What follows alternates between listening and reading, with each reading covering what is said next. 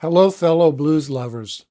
In this special Talking Guitar podcast, the legendary Jimmy Rogers takes us back to the glory days of Chicago blues in the 1950s, when he and Muddy Waters and Little Walter were creating some of the toughest and most influential blues band records ever made. In essence, Jimmy delivers a masterclass in Chicago blues history as he discusses Big Bill Broonzy, Tampa Red, Walter Davis, Babyface Leroy Foster, Big Crawford, Elgin Evans, Fred Below, Henry Strong, and other vital members of the post-war Chicago scene. In this August 1996 interview, we also get into how he and Muddy Waters wrote and rehearsed songs, what their sessions were like at Chess Records, the kinds of guitars and amps they preferred, and other subjects sure to appeal to fans of classic post-war Chicago blues. I hope you like it.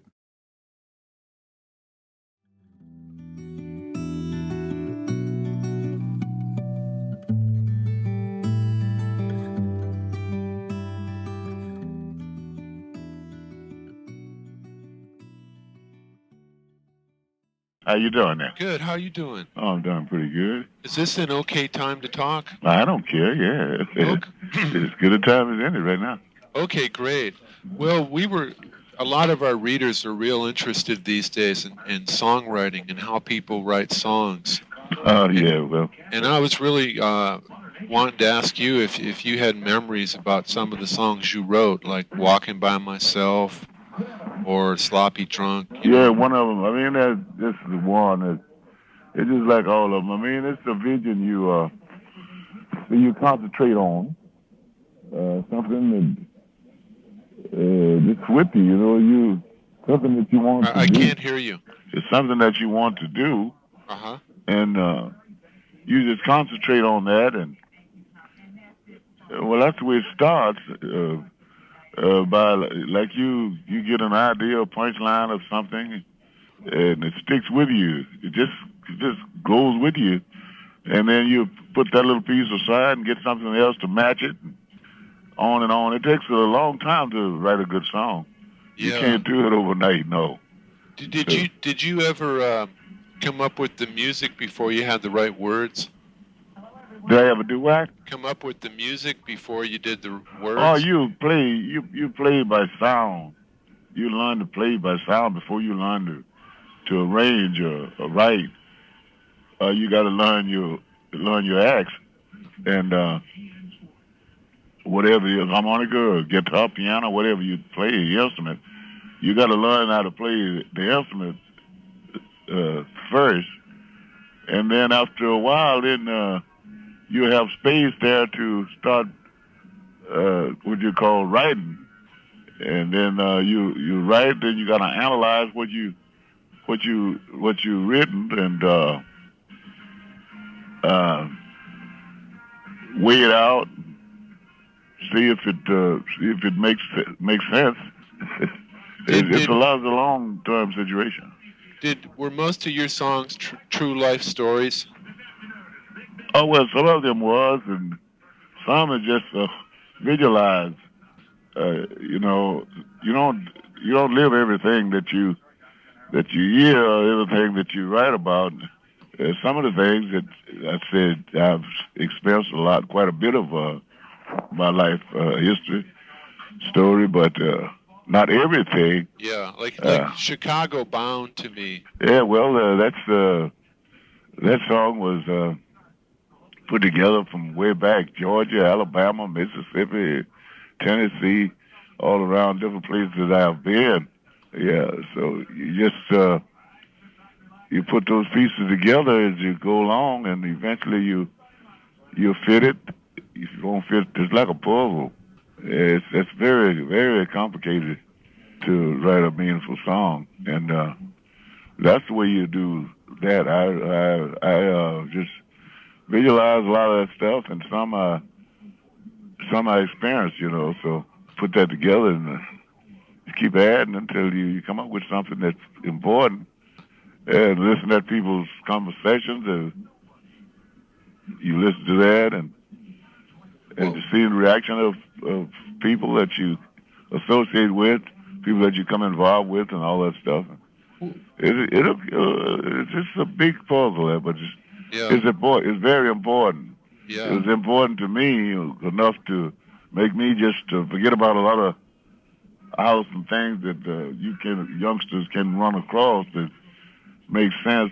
I wanted to arrange and write music, and that's what I did. So it's very, very important. Now you go way back in recording. You even worked like with Big Crawford, right? Oh yeah, I worked with Big Crawford. What kind of a guy was he? I've always been curious. He was a nice guy. He's big and tall, big tall guy, and he weighed about 300 and some pounds. And he stood about 6'5" or something like that. Wow. He's a big, huge guy, like Willie Dixon. I think Crawford was a little taller than Dixon was. Yeah, I don't think Dixon was quite 6 feet. No, he's very tall, big guy, man. Was he soft-spoken? Yeah, he talked normal. Well, I would see him all the time, and we would talk, crack jokes, and do around, together. And we was concentrating on arranging it with same ideas. We were all doing the same thing together. Muddy Water, he would, me and Muddy would be there arranging. That's where we got Walter into arranging songs. Muddy and I would do it. I would explain to Muddy. We'd see each other every day.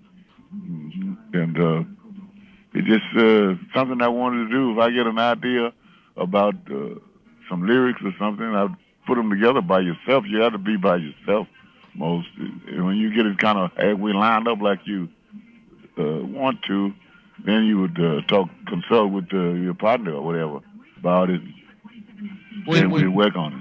When Muddy would use some of the songs he was working on, I would do the same thing. Would you guys like be more or less done with the song before you'd show it to the other guy? No, sure. We just deal with the two of us. Maybe Walter would be there, but he wouldn't say anything. He'd just be listening and be there. And we'd be sitting down. He wasn't much of a songwriter, Walter wasn't, but he was a good player. But he would just be there. He wouldn't interfere with us.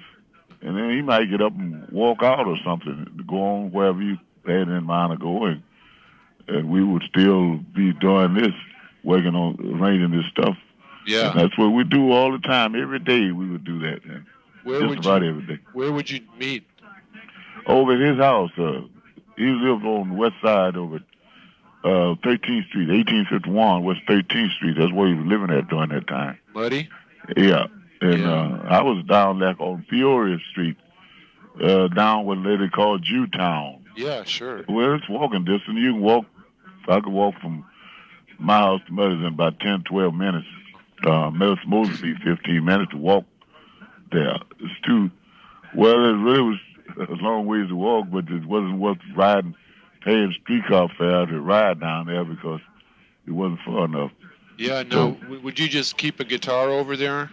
Well, we'd have a guitar at my house, or he'd have a guitar over at his house, or whatever.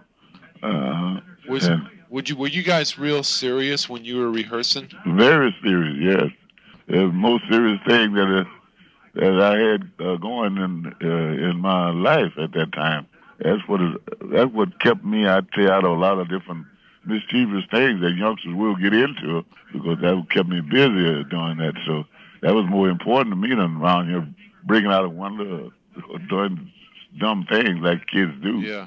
Now, how comes little Walter wound up playing guitar on a couple of records? Well, he was wanted to play, and he would practice along what we were doing and take a guitar and play around with it. And after he learned a few chords on it, notes and stuff, we were just really into music, man. We wanted to do it, and that's really what we did.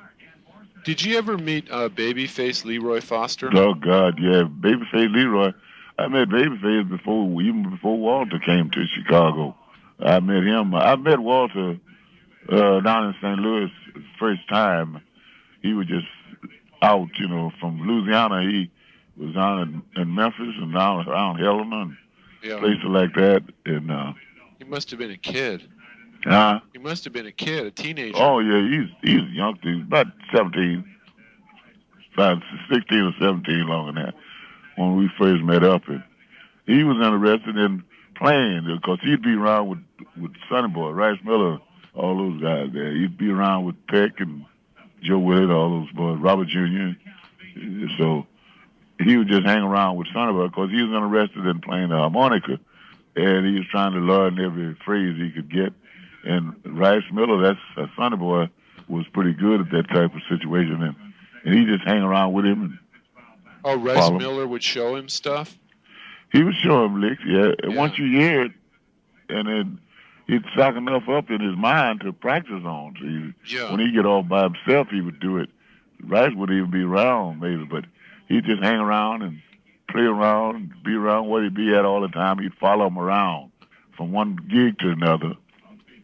And when Rice Miller loved to gamble, and he would get the band started up and play a few numbers there for a while. The next thing you know, Sonny Boy would be gone in the house back there where they gambling, got cards and dice and stuff. He'd be back there hustling like what he'd be playing, trying to make some money. Sometimes he'd spend all the work paid at night. He'd do that sometimes. Funny.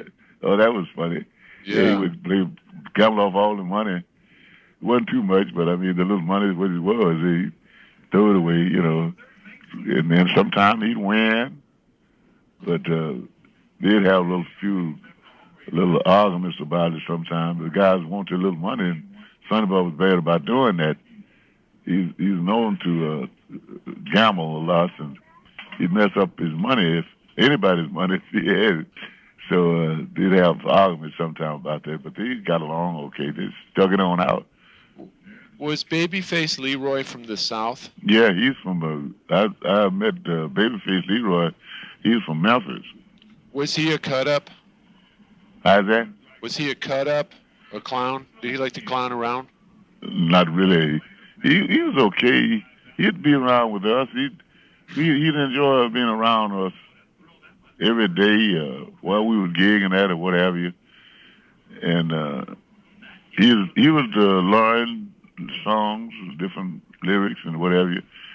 And we just jam. I would play harmonica some, and Babyface would sing, Buddy he would sing, and Barry Bottom on the guitar. And we just had that was our pleasure thing. That's what we really did, yeah.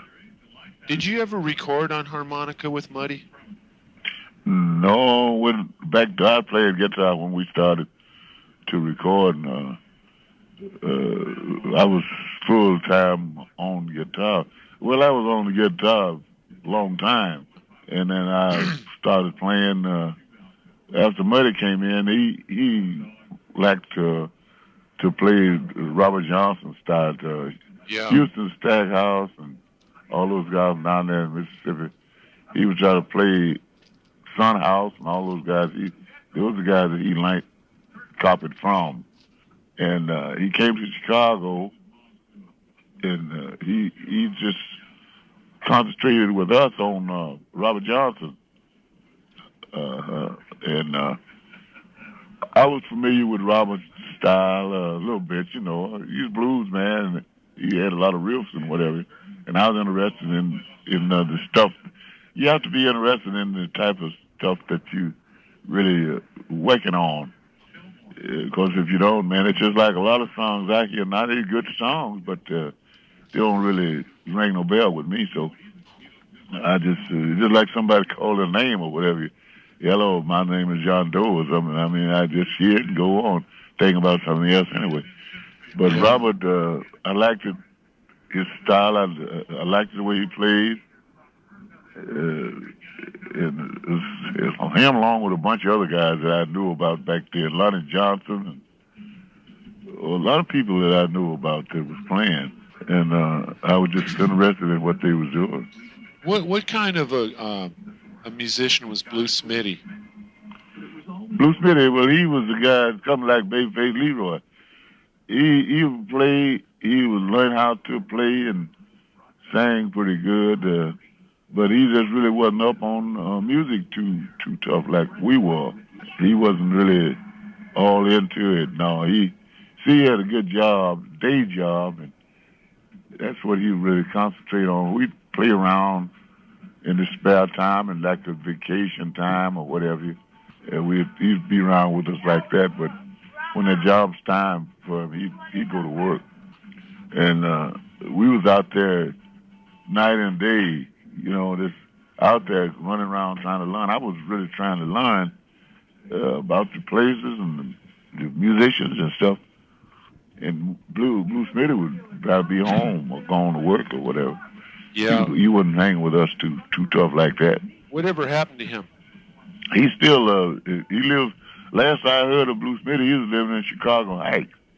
No Out kidding. in East Heights out there somewhere. I haven't saw Blue Smitty, and it's been about maybe 6-7 years. Wow. But he was out there. He left from out of Chicago, went out in the suburbs out there. Yeah. Him and his family, yeah. So I think he bought a building out there. Is Babyface Leroy gone? Babyface, he died a long time ago. Babyface died, I would say, in the early 60s. Yeah, he died around 61 or 62, somewhere along there. Hey, I wanted to ask you about one of my favorite musicians, Big Bill Brunzi. Oh, Brunzi, yeah. Yeah. He was an old timer, Big Bill. Wasn't he hot in the 1920s and 30s on those? Oh yeah, he was hot. He was pretty hot, like Tampa Red. Oh my Big God. Bill and Tampa Red and Big Mesa, all those guys. They was hot way back at that time. Nobody could swing like Big Maceo. Yeah, he could swing. He had some good riffs on the piano. He was a good man. He had a real heavy left hand, but that's where his power was in the harmony. But after later years, he would drink pretty heavy too, and it kind of affected him. And he had to start having 2 or 3 different heart attacks, and then he went into strokes and stuff. So that whiskey really messed him around. What is it true that when Tampa Red's wife passed away, he kind of lost some of what he? Yeah, he lost his right hand, man. Really? Yeah, he started fading after she passed. I've met her. I've been to their house a lot of times. Wasn't their house like a place where musicians would go to hang out and rehearse? Me and Johnny and Babyface Leroy, we would do it. We'd hang around there. Were you talking about Johnny Davis? Johnny Johnson. Oh, Johnny Johnson. Okay. Johnny Jones. I mean, not Johnson. Jones. He was a piano player too. In fact, Johnny played after Big Mesa had a stroke. His left hand lost the power in his left hand. Johnny was really on that style that Big Mesa played on, and Johnny played behind Tampa. He played on some records with Tampa later years after that. So he played with him a long time, maybe 3 or 4 years, I'd say. Did you see Tampa when he was in his prime? Oh yeah, when Tampa used to go up to New York and different places, Maine, New Hampshire, and down to St. Louis, different places like that. I saw him a lot of times. Man, that band you put together with Muddy sure sounded different than what was being played around town before that, wasn't it? Oh, well, we worked on that. I concentrated on it. And fit in, that's what the concentration consists of. If you listen and you concentrate on something, when you get pretty close to it, your right ideas harmonize with who you're playing with, the guys that you're dealing around with. You can harmonize some things and different parts, and then guys play in and fill in, and that's where you get your harmony from. That's all. That's all I did was concentrate on that. Was there ever times in the studio when you and Muddy felt like you really hit it? Like this is a song. This one's big. This one's important. Yeah, we did that a lot of times. I just about know when you play out in the public like we were doing around in small crowds or whatever, you could just about tell when you hit a nerve there, Yeah. and that's what you concentrate on. Now, what was the studio environment like back then compared to today? How was Well, it? like the studios. Well, to me, they just changed the system. But to me, it was no different too much in studio action. Not too much. As far as I'm concerned about it, they take your voice and your music and turn it around and do different things with it after you gone. Yeah. You lay the tracks down and get it set up like you want it, Uh-huh. and then you go on. And there's those guys in the studio that they works with it and do a lot of different things. But sometimes it's okay, and then sometimes I really don't appreciate the way they do it. But that's the system. That's the way they do it. So they put the money up. I mean, I hope they do. Hope the best for them. Yeah. Now, Jimmy, a lot of writers credit you with being one of the fathers of the Chicago blues guitar sound. Yeah, I really hear that. I understand it. What does that mean to you? Well, it's the truth. I was back when Memphis Manny and Big Bill and Tom Red, all those guys, Big Mason, they were playing. When I came in the picture, they was older guys. They had been around different places more. They was more familiar with it than I was. I was interested in learning and trying to build. See, I was like a creator. That's what I was about, creating sound. And when I hear something, I do it right now. I hear different sounds. I see what way it should fit, but the guy that's doing it see it different, and that's not my.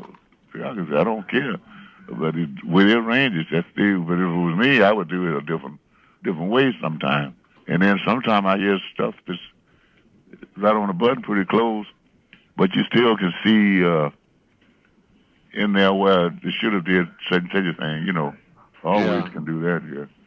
So somewhere, but What were the best guitar and amp to use for records back then? oh well, at that time, I'm losing your voice here. yeah, Oh, you would get. See, I was a Gibson man, Gibson guitar, and I like to. Well, they don't do it now. They call them silver tone guitars, and Gibson. Gibson was my favorite guitar. You know what kind of Gibson it was? Well, I had an old L5. Uh-huh. Wow, that's a cool guitar. That was a good guitar, and I had several nice guitars. Yeah. That was way before all this fancy stuff. These little. I can't hear you, Jim. That was before these little guitars. They come out, Les Paul and all that stuff. Yeah. Rickenbacker, different things like that. It was way before that stuff came out. But see, Gibson was old standard guitar. Did you use a L5 in the studio when you were cutting your solo records for Jas? Yeah, I did that. I used it in the studios a lot till it got kind of bad, and then I had to put it in the shop and get it repaired. You couldn't fix them around Chicago, so you have to send it to Kalamazoo, Michigan. Oh yeah. Send it off, and you might get it back, and you might not. Yeah, right. Mm-hmm. What were the best kind of amps to use? I would say I liked Gibson. I would say that was my first one and the second one, and I had a lot of different amps before I got to. After later years, they started making Fender, and then I got a hold to a Tweed, one of those Tweed Fenders. Like a reverb or something? Well, no, it wasn't reverb. They had a reverb unit that you could attach to it. You still got a little box, like a radio. Yeah. Yeah, you had to get that box to get your reverb because they hadn't started putting it in the amplifiers during that time. Yeah. Yeah, so I would get that box. See, we could get just about anything that we needed. There's two places in Chicago that you can get instruments. One is 18th and Halsted Street, 18 and South, 1800 South Halsted Street, Mari's Music. And then you go down Lionel Healy's down on Wabash downtown. What was the other one? Lionel Healy. Oh, Lion and Healy. Lionel Healy, yeah. Yeah, they used to make guitars too. That's right. So those two places where we would get them. Wow, that's great. Were you much of a slide man ever? No, when I was a kid, I used to use that, take me a shoe polish bottle and put strings on the wall on the outside of the house and slide that. Used to do that. That's what started me to concentrating like Robert Johnson had his style that he had with those broom wires on the wall with that slide. Yeah, it didn't really do too much for me because there wasn't enough there for me. They used to call those diddly bows, didn't they? Yeah, that's what they call them, yeah. Where did you guys learn about tuning down your strings to play bass? Oh, well, that came in for harmony. Said you low G, you to tune your guitar down, way down to low G, and you got a basic sound, but you got to use heavy strings. Yeah, so we did that. I had a boy called Robert Woodfall. He used to play with me, and that's where he had his guitar tuned. He's dead too, but he started tuning down to a G, low G, and guitar. He put heavy strings on, and you could get a basic sound out of it too. But the point was there, you couldn't go too loud because the amplifiers they was making, they wasn't too powerful. You'd bust a speaker quick like that. Was it pretty loud in the nightclubs you guys used to play? Well, no, they started coming in later years. We started after we electrified those guitars. It was all like acoustic sound in those clubs. You could hear, but it wasn't louder. The crowds coming, it's getting bigger and more noisy. You would be playing numbers, but people were noisy, and you really couldn't cut through too well. Now, Buddy Guy told me that back then everybody played sitting down. Well, we did. We played sitting down all the time. That's interesting. When did they start standing up? In later years, people started performing like you stand up and you get applause for standing up. What did you think when guys like Otis Rush and Magic Sam and Buddy Guy came along? When those guys came in the picture, we was already moving. We was doing our thing. You were the most famous guys in blues music. Yeah, they used to come around. A bunch of guys that some of them now I can remember and some I can't, but there's a whole lot of musicians used to come around. Most of them is passed on. The Miles brothers, Dave and Lewis, Miles, and Junior Wells. He was a young guy. He was playing harmonica, and he was playing like Johnny Lee Williams, harmonica style like that. Junior, he's still around now. I see him a lot. We still get together like Buddy we do. We still get together and laugh about this stuff back times that have passed on. Yeah, but I see so many guys. Some of them made it, and a lot of them didn't ever make it. Some of them died. Some of them changed, went doing other things. They disappeared, like that. Some of them got married. Some of them got married. Got a house full of kids and stuff. Yeah. Now, who's the best piano man you ever worked with? I worked with quite a few good piano players. Yeah. Yeah. Well, we're back at that time. I would say Walter Davis was a good piano player in his style. The way he goes way back. Yeah. He played with that woman named Lucille Bogan for a while. That's right. Uh-huh. Did you ever hear her? No, I've heard of her, but I didn't ever hear her play. But I heard she was pretty good. But I'd see Walter, and I didn't really be around him too much. I'd be around him, and I'd listen to him, to some of his licks. Yeah. So That was the first piano that really caught my ear. The Big Maestro was the next one. He was the next guy that's in the lineup during my time that was really cooking.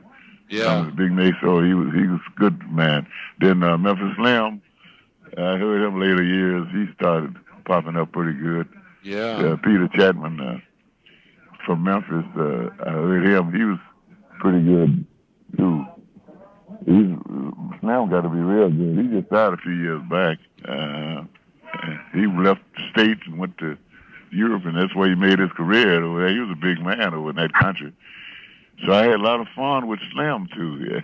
Uh-huh. What set Elgin Evans and Fred Below? Elgin Edmonds, he was a drummer. Fred Below, Elgin taught Below could play, but he was like a jazz drummer. He's wanted to be a jazz drummer. That's what he's training to be. But blues came in around the time when he came out of the army, and blues was moving in, getting in the limelight, and that was before rock and roll. He wanted to learn how to play like Elgin. Below wanted to learn how to play bottom and background like Elgin, but he didn't know those crashes and rolls and turnaround. But Elgin taught him a lot about that. Elgin was a fine drummer, wasn't he? Yeah, Below, sometimes he'd come to work, man, Elgin would be so sleepy. Man, that boy at my house at 10 o'clock this morning, man me up all day with a practice pad on the bed. Yeah. And teaching him how to crash and roll and count. And, man, he worried me around there till about 4 or 5 o'clock this evening. Man, I thought, oh, man, we laughed about it. Man, that got who he was, but he's getting it. He learned how to play the rolls and crashing. He turned out to be with what he had in the jazz, and he learned those rolls and crashes and follow-ups and whatever, chain cracks and stuff. That's what he was really interested in, was that. Yeah. And he turned out to be a better drummer than Elgin was, because he was younger and he had more, no more speed. And he turned out to be a real good drummer. And he had recognized from me with Muddy, and then when Walter came in, he started to play with him. He was with the Aces, they call them.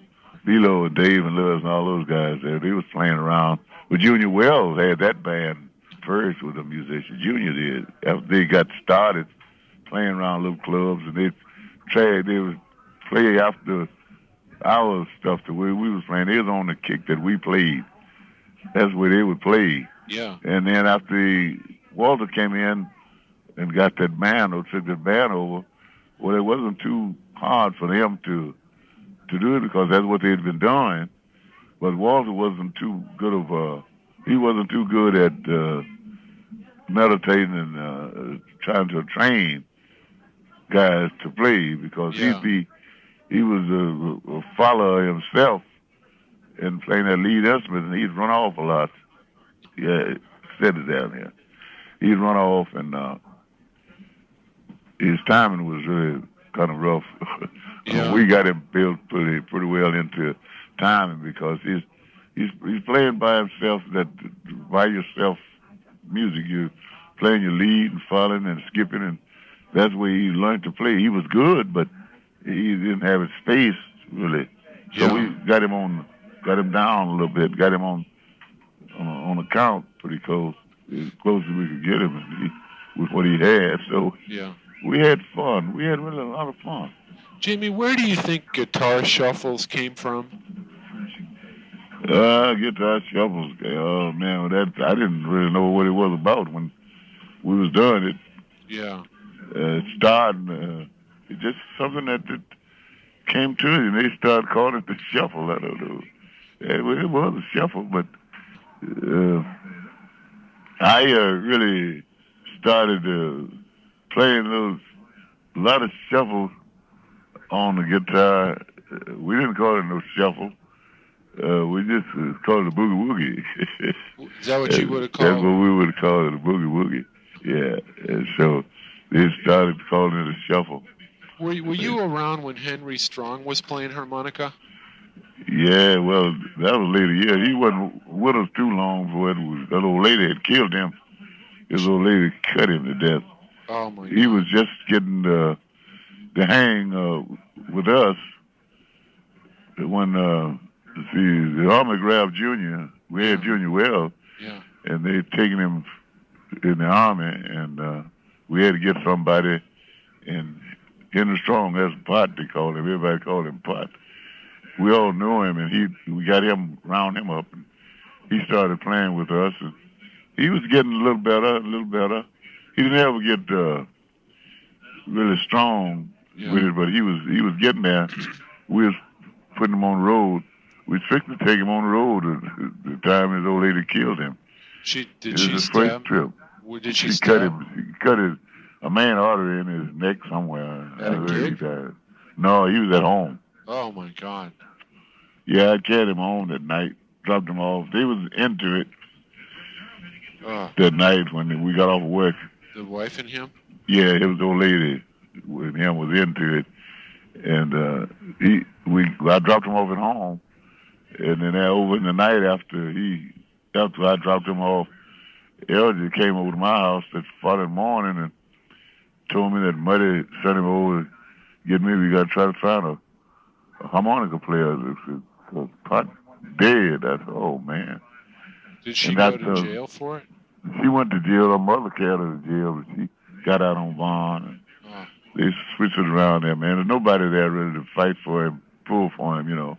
Back during that time, money was kind of scarce, and one of you didn't have any money, and her mother wasn't going to spend no money on it. And it just wasn't nobody to really speak up for Henry Strong. His mother was down south.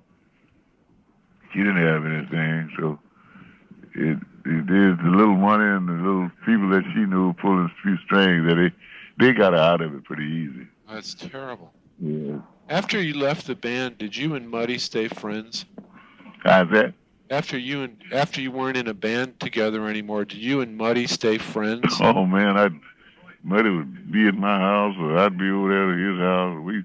We wasn't ever angry about that, no. Yeah. But I was just trying to better my condition, that's all. See, I had kids growing up. I had some kids nowadays 35, 40 years old. Yeah. And they were little fellas. And then the financial problem, I got lucky there. It wasn't lucky, but it just was fortunate enough to get a little money, my wife and I, and we went into women and children's clothing business. And I was done pretty good at that until Martin Luther King got killed, and they just started looting and messing up Chicago, and they got me. I spent a lot of money on that stuff, man. I just had bought stock where you spent $1,000, $1,200 back during that time, man. That was pretty good money you to laid out there, paying you overhead too. And I just had spent a lot of money when this jumped off, and all that stuff got wiped out there. And that's when you went to work at Shelter? Yeah, I went with Shelter, me and Freddie King. Freddie King introduced me to what's this boy's name? Cardell. Leon Ruffle and Cardell, all those guys, yeah, in California. Did Freddie King really stand out in those days as a guitarist? Freddie turned out to be real good. He was good. Because I learned him a lot of stuff off guitar. I learned him a lot of my type of stuff on the guitar, yeah. He would do it. He was good. Now, Bob Margolin, who played with Muddy later on. Bob Margolin, yeah, he picked up a lot of ideas of me there. Oh, sure, and he credits you. Yeah. He said that he heard Muddy tell somebody one time that the best song he ever wrote was Screaming and Crying. Yeah, I remember that one. Do you know why he might have said that? Well, it's just a feeling I guess he had. We got in there and built around him, and we did a good job with that song. Well, it's just like me with That's All Right and other songs. You feel something that's true for you, and you just get into it and go on to it. That's the way we did that. What'd you think of Eric Clapton's covers on his From the Cradle record? Yeah, I mean, Eric, I've been knowing Eric a long time. Did you like those records? Yeah, some of the number was real nice. He had some real good cuts in there. Eric he's a good player. You know, the stuff that you can pick up off of these guys that is playing the blues, you know, that type of guitar. He's good, and he's a good player, and he's a good guy as far as I know of him. And we did been around together a lot, and he's got ideas off of me, and so we get along real good. Right today, we get Mick Jagger and as a wild man, Mick Jagger and Keith Richards, all those guys. Man, I meet those guys a lot, and we get together and talk, and we have fun. Now, when you were talking about how you were young and you really liked Big Bill Broonzy. When you finally had a chance to meet him, did he live up to your expectations? He would tell me I was young. He would tell me, he'd got to give Muddy advice, things he should do in Europe and different places like that, how you're supposed to deal with these people.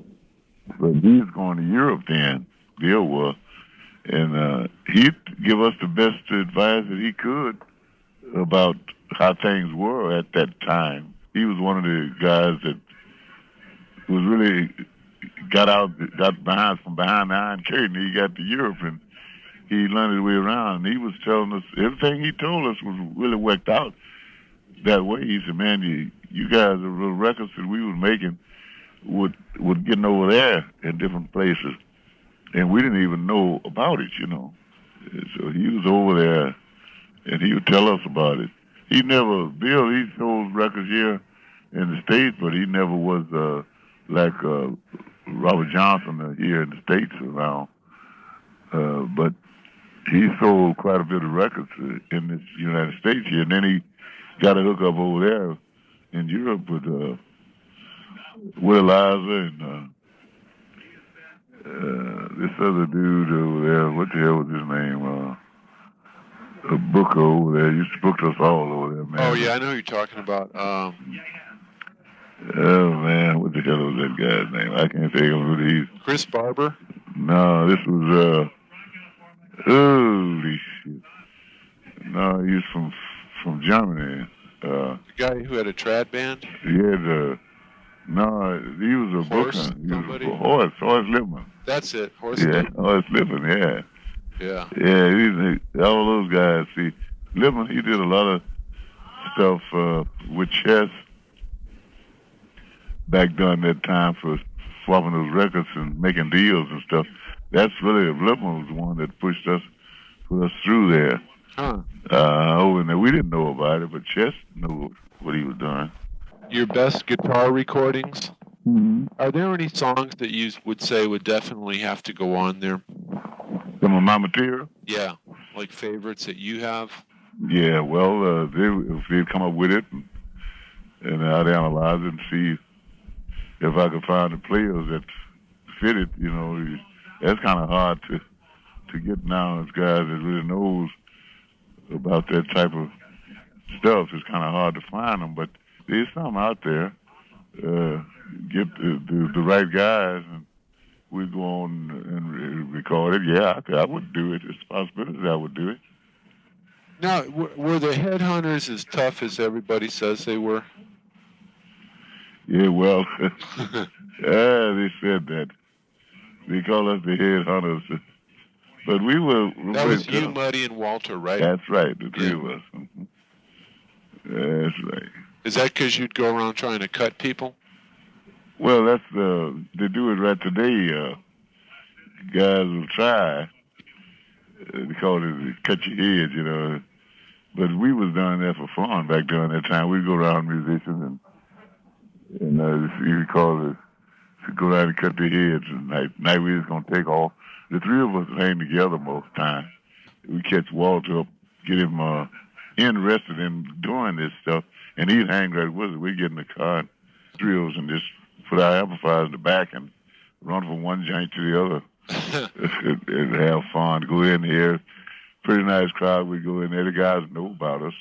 We'd go in there and sit around a little while, talk to the club owner. They wouldn't have, it wasn't no money, but to them, well, see, we was going on the road and doing around like that, different places.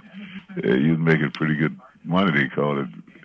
And one guy's salary on the road would got covered the whole band that this guy had in his club in the run of a night. And we wouldn't want the gig, you know. We just go down and we'd know the guy. We'd go down, sit in, have a few drinks, and chit chat, and then we go on stage and play a number or two, something like that. Yeah. So that's what they call us, cut the heads and stuff. Of all the recording sessions you've been part of, do any stand out as being your favorites? We did some good sessions. Yeah, you did a lot of great sessions. A lot of great sessions, man. One, I don't know, there's quite a few sessions. I mean, I really appreciate a lot of that chess stuff. We got together, man, and had some good fun in the studio. We stayed there all night. Sometimes we'd be down there a couple of days. It's chess studio. Just come by home and change clothes or something, take a bath. And were things pretty loose there? Could you like have a drink or? Yeah, you can have your drink, but I wasn't really too hard up on. We wasn't too hung up on whiskey too much. No, we would drink, but you could always handle it. You could control it, you know, and we didn't have no problem with that. Never had no problem. Walter, he got kind of wild with whiskey. And Reefer's later years, you know, he got with his buddy. You know, you start meeting people, different people, and it leads you different ways. That's the way would mess him around. Yeah, but we didn't ever get it. Like now, man, I'd take it or leave it. Sometime I'd take a beer or something, a couple of shots of whiskey to run of a night, and I forget about it. I don't care about it. No. The music makes me happy, and when the guys start playing good, that's what I'm interested in. Jimmy, do you still play guitar at home very much? I practice around home. I practice around the house here quite a bit, yeah. What kind Me and my son. James D. Lane? Yeah. Do you guys play out in public much? Well, I'm going to run. I got to go to St. Louis tonight. Uh-huh. Well, tomorrow night, I'm leaving here tomorrow morning. This is Thursday. Wednesday night, Thursday morning, we're leaving, going to St. Louis. I got to play in St. Louis tomorrow night. Ah. Yeah. Now, your son's name is Jimmy, right? How's that? Your son's called Jimmy? Yeah, Jimmy D. Now, what stands out about his guitar playing? Well, he's a young player that's coming up. A lot of these guys now around Chicago and different places got sons just playing, learning to play pretty good. So he's one that is mine. He wants to do it, and so I'll give him a chance. You know. Does he play your songs real good? Yeah, he plays my songs real good. I'll bet. All his life he's been doing that stuff. Yeah. Do you have any other children who play? No, I got one daughter. She got two those portable pianos, and man, she's trying to learn, but she don't. She's not good. No, she just fool around with it in her spare time. But she might take off. You never know. When you were playing in the 50s, did you use guitar picks? Uh-huh. Those picks, finger picks. I never use a straight pick, but I'd use 1, 2, 3, 4 like that on your fingers. Call them thumb picks, like. Thumb picks? Thumb picks and finger picks, too. Is that so you'd be louder in the clubs? It's more clear, yeah. It's more clear. Those things could fall off, too. If you don't put them on right, yeah. Yeah. It's the same way you have to put them on and set them. And weren't they made out of metal? Metal, yeah. The thumb picks mostly plastic. Yeah. But the other fixture was metal. Weren't strings pretty bad back then too? Like those black diamonds? Black Diamond's guitar strings. Yeah, it was good. Underball and all. But Black Diamond was the standard string, but they was heavy, pretty heavy guitar string. They was pretty heavy. Yeah. Well, Jimmy, this gives me a lot of stuff to work with. I sure appreciate you taking the time to talk with us. That's good, man. I really appreciate it. You're taking me way back there. It's really been fun, and I hope you like 20 this. or 30 years, man. I hope you like this story. I'll make sure we send it along. Good. Get me a copy out here.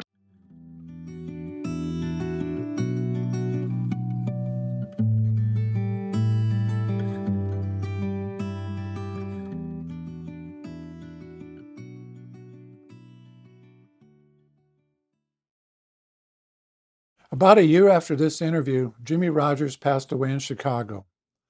His son, Jimmy DeLane, a talented blues musician and performer in his own right, carries on the family's blues tradition. I invite you to check out the many other blues interviews posted in my Talking Guitar YouTube channel and in my online magazine, which is linked below in the write-up. Before signing off, I'd like to thank my podcast producer, Nick Hunt, and the fine folks at the UNC Southern Folk Life Collection. This podcast is copyright 2025 by Jas Obrecht. Thanks for listening, and see you next time.